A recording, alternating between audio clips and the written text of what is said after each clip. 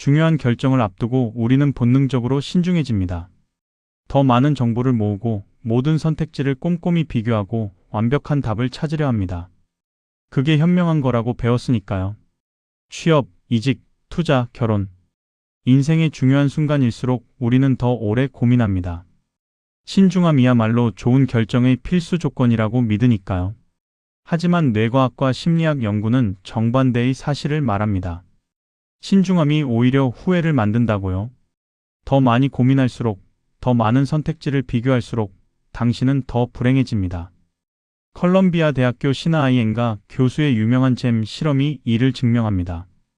2000년 그녀는 캘리포니아의 한 고급 슈퍼마켓에서 실험을 진행했습니다. 첫째 주에는 24가지 잼을 진열했고 둘째 주에는 6가지만 놓았습니다. 흥미롭게도 24가지 잼 앞에 더 많은 사람이 멈춰 섰습니다. 평균 60%의 고객이 시식대에 들렀습니다. 6가지 잼은 40%만 들렀습니다. 사람들은 본능적으로 더 많은 선택지에 끌립니다. 이 중에 완벽한 게 있을 거야 라고 생각합니다. 다양함 자체가 매력적으로 느껴지니까요. 하지만 구매율은 정반대였습니다. 24가지를 본 사람 중 실제 구매한 비율은 3%였습니다. 6가지를 본 사람은 30%가 구매했습니다. 10배 차이입니다. 선택지가 많을수록 사람들은 더 신중해졌고 신중할수록 결국 아무것도 사지 않았습니다. 완벽한 선택을 찾으려다 아예 포기한 겁니다. 더 충격적인 건 구매 후의 반응입니다. 24가지 중에서 고른 사람들의 만족도는 현저히 낮았습니다. 다른 걸 골랐어야 하나, 저 맛은 어땠을까 하는 후회가 끊이지 않았습니다. 6가지 중에서 고른 사람들은 그냥 만족했습니다. 비교할 게 적었으니까요. 이 연구는 2000년 심리학 저널에 발표된 후 전 세계적으로 1000건 이상의 후속 연구가 진행되었습니다. 모두가 같은 결론을 나타냈습니다. 선택지가 많으면 구매율은 떨어지고 만족도도 떨어집니다. 심지어 같은 제품을 골라도 말이죠. 심리학자 베리 슈워츠는 이 현상을 선택의 역설이라 명명했습니다. 그의 2004년 저서에서 밝힌 바에 따르면 선택지가 많을수록 우리는 더 자유롭고 행복할 거라 생각하지만 실제로는 정반대입니다. 더 많은 선택은 더 많은 불안을 만듭니다. 슈워츠는 현대인을 2가지 유형으로 나눴습니다. 만족자와 최대화자입니다. 만족자는 기준에 맞으면 빠르게 선택합니다. 최대화자는 모든 옵션을 검토해 최고를 찾으려 합니다. 연구 결과 최대화자들이 객관적으로 더 나은 결과를 얻었지만 주관적 만족도는 훨씬 낮았습니다. 완벽한 선택을 했다는 확신을 얻지 못했기 때문이죠. 뇌는 의사결정 시 모든 옵션을 동시에 평가하려 합니다. 이 과정에서 엄청난 에너지를 소모합니다. 선택지가 3개일 때와 10개일 때 뇌의 인지적 부담은 단순히 3배가 아닙니다. 조합 가능성까지 고려하면 기하급수적으로 증가합니다. 10개 중 1개를 고르는 건 3개 중 1개를 고르는 것보다 훨씬 더 복잡한 계산을 요구합니다. 문제는 이 부담이 결정 이후에도 계속된다는 겁니다. 뇌는 선택하지 않은 옵션들을 포기하지 못합니다. 저 길로 갔다면 어땠을까? 다른 선택이 더 나았을까? 하는 가상 시나리오를 무의식적으로 반복하는 겁니다. 왜 이런 일이 벌어질까요? 진화심리학적 관점에서 보면 우리 조상들은 선택의 결과를 즉시 확인할 수 있었습니다. 이 열매를 먹을까, 저 열매를 먹을까 고민하면 바로 맛을 보고 판단할 수 있었습니다. 하지만 현대 사회의 선택은 다릅니다. 직장 선택, 결혼, 투자. 결과가 나오기까지 몇 달, 몇 년이 걸립니다. 뇌는 이 긴 시간 동안 계속 내 선택이 맞았나? 확인하려 합니다. 그리고 신중하게 고민할수록, 비교한 대상이 많을수록 이 확인 욕구는 더 강력해집니다.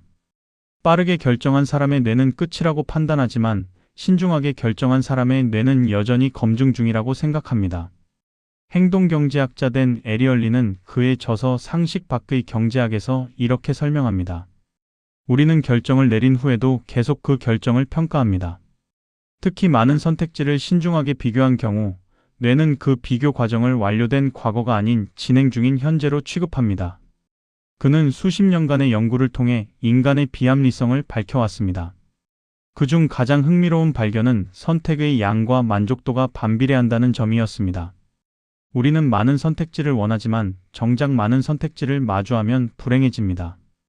에리얼리의 또 다른 실험은 이를 더욱 명확하게 보여줍니다. 그는 참가자들에게 초콜릿을 선택하게 했습니다.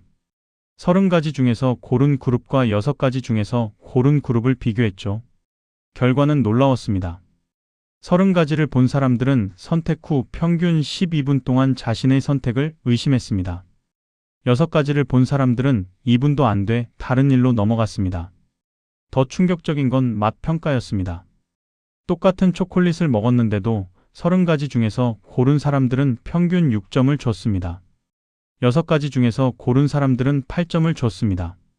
선택 과정의 복잡함이 실제 맛까지 바꿔버린 겁니다. 뇌는 이렇게 고민했는데 이 정도밖에 안 되나? 라고 판단했던 것입니다. 이 역설은 모든 영역에서 나타납니다.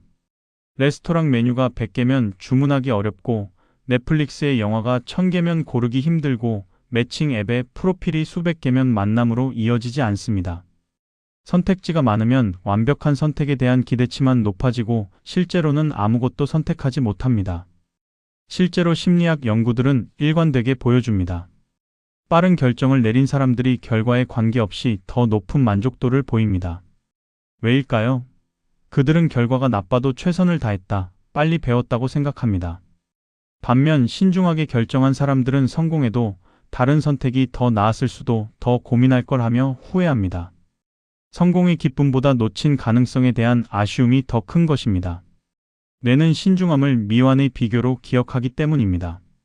신중하게 고민했다는 건 여러 선택지를 비교했다는 뜻이고, 뇌는 그 비교 과정을 끝나지 않은 숙제처럼 계속 떠올립니다. 결정 후에도 말입니다. 신경과학 연구는 이를 뒷받침합니다.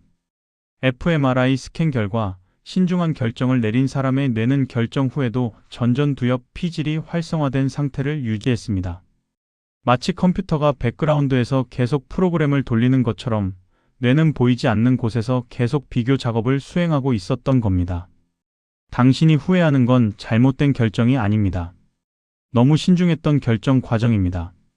뇌는 선택지가 많을수록, 고민 시간이 길수록 다른 길을 시뮬레이션하는 습관을 강화합니다. 신중함이 만든 비교 회로는 결정 후에도 계속 작동하며 끊임없이 후회를 생산하는 것입니다. 이 회로를 끄는 방법은 단 하나입니다.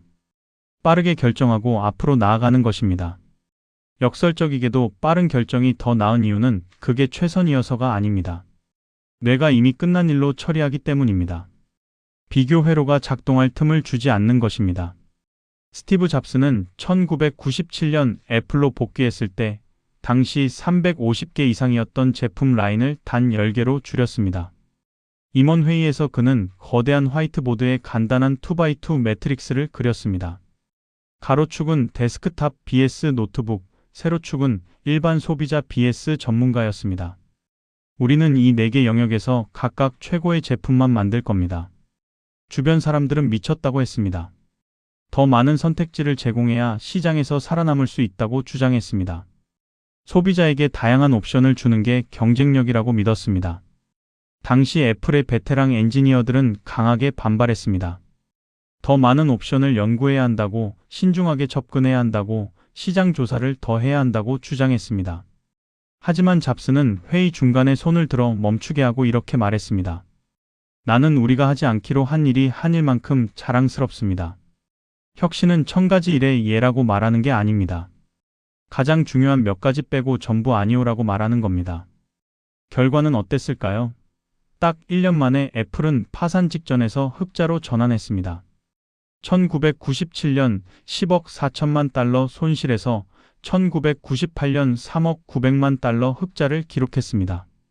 10개 제품의 완성도는 350개 제품 시절보다 월등히 높았습니다. 잡스는 단순히 제품 수만 줄인 게 아니었습니다. 회사 전체의 의사결정 구조를 바꿨습니다. 각 사업부가 따로 움직이던 시스템을 하나의 통합된 P&L로 바꿨습니다. 부서 간 경쟁이 사라지자 모두가 어떤 게 최고의 제품인가? 에만 집중할 수 있었습니다. 더 중요한 건 잡스의 태도였습니다. 그는 제품 출시 후에도 더 나은 선택이 있었을까? 고민하지 않았습니다.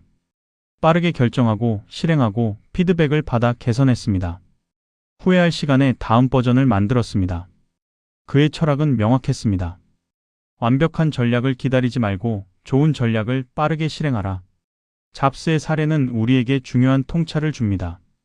그는 단순히 제품을 줄인 게 아니라 회사 전체가 결정 피로에서 벗어나게 했습니다. 임원들은 더 이상 수백 개 프로젝트 중 어디에 자원을 배분할지 고민하지 않아도 됐습니다. 엔지니어들은 어떤 기능을 넣을지 끝없이 논쟁하지 않아도 됐습니다. 마케팅팀은 어떤 제품을 홍보할지 선택하는데 에너지를 낭비하지 않아도 됐습니다. 모두가 명확한 목표를 향해 달릴 수 있었죠. 그 결과는 놀라웠습니다. 제품 개발 주기는 절반으로 줄었고 품질은 2배로 올랐습니다. 직원들의 스트레스 수치는 낮아졌고 창의성은 높아졌습니다. 선택지를 줄이자 오히려 혁신이 폭발한 겁니다. 이게 바로 빠른 결정의 힘입니다. 선택지를 줄이고 빠르게 결정하고 실행에 집중하는 겁니다. 그러면 뇌는 검증 모드에서 실행 모드로 전환됩니다. 과거를 돌아보는 대신 미래를 향해 나아갑니다. 후회를 생산하는 대신 결과를 만들어냅니다. 하버드 비즈니스 스쿨의 한 연구는 이를 뒷받침합니다. 성공한 CEO들의 의사결정 패턴을 분석한 결과 그들은 평균적으로 일반인보다 40% 빠르게 결정을 내렸습니다. 그리고 결정 후 재고하는 시간도 60% 짧았습니다. 그들의 비결은 간단했습니다. 80%의 정보가 모이면 결정하고 실행하면서 나머지 20%를 채운다. 연구진은 특히 흥미로운 발견을 했습니다.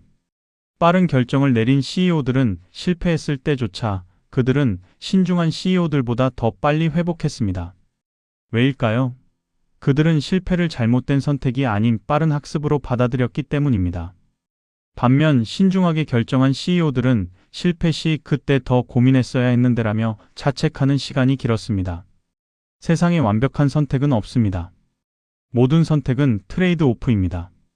어를 선택하면 B를 포기해야 하고 B를 선택하면 어를 포기해야 합니다. 완벽을 추구하며 신중하게 고민하는 순간 당신은 영원히 불만족할 운명입니다. 스티브 잡스가 보여준 것처럼 10개의 명확한 결정이 350개의 애매한 고민보다 낫습니다. 베리 슈워츠가 증명한 것처럼 6개 중 빠르게 고른 잼이 24개 중 신중하게 고른 잼보다 더 달게 느껴집니다. 빠르게 결정하세요. 뇌는 그 결정을 최선으로 기억할 겁니다.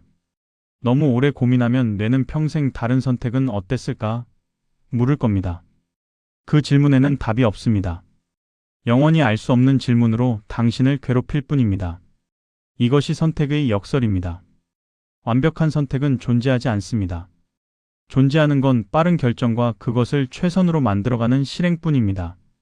지금 이 순간 당신 앞에 놓인 선택을 빠르게 결정하고 그리고 그 결정을 정답으로 만들어 가세요. 당신의 인생에서 가장 후회되는 결정을 떠올려 보세요. 그게 정말 잘못된 선택이었을까요? 아니면 그 선택을 너무 신중하게 고민한 게 문제였을까요? 많은 사람들이 그때 다른 선택을 했다면이라고 생각합니다. 결정은 끝이 아닙니다. 시작입니다. 빠르게 결정하고 그 결정을 최선의 결정으로 만들어 가세요. 오늘 영상이 좋았다면 구독과 좋아요 부탁드립니다.